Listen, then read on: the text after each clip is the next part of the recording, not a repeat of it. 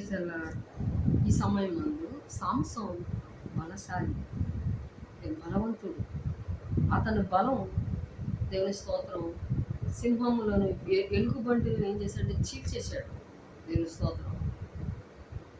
దవడ ఎముకతో ఎందరినో ఆయన చంపేశాడు. అటువంటి బలశాలి. కానీ అతను తప్పు చేశాడు, పొరపాటు చేశాడు, బలమంతా పోయింది. కానీ తనకి తెలిసింది నా బలమంతా పోయిందని.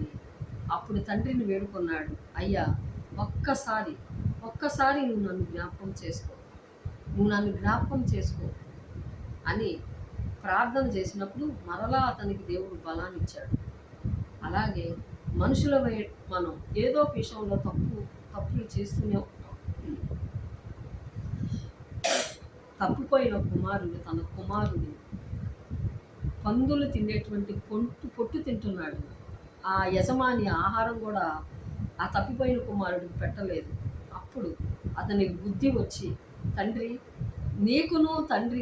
తండ్రి అయినటువంటి నీకును పరలోకం ఉన్నటువంటి ఆ తండ్రికి విరోధముగా నేను పాపము చేశాను, నన్ను క్షమించు అని ఆయనకి బుద్ధి వచ్చినప్పుడు క్షమించమని అడిగినప్పుడు, దేవుని స్తోత్రం, క్షమించు అని తండ్రి దగ్గరికి వెళ్ళాడండి.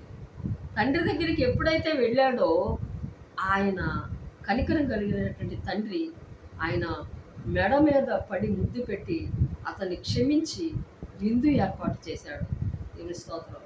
కాబట్టి ఏ విషయంలో అయినా తప్పిపోతే దేవుని సన్నిధిలో క్షమాపణ ఉంది, క్షమించు ప్రభువా అని చిన్న ప్రార్థన మీరు చేసినట్టయితే మరలా తిరిగి దేవుడు మీకు బలమునిచ్చి మరలా మీ పాపమును దేవుడు క్షమించి, దేవుని స్తోత్రం, మిమ్మల్ని దేవుడు ఆనందింపచేస్తాడు. దేవుడి మాటలు దీవించును గాక.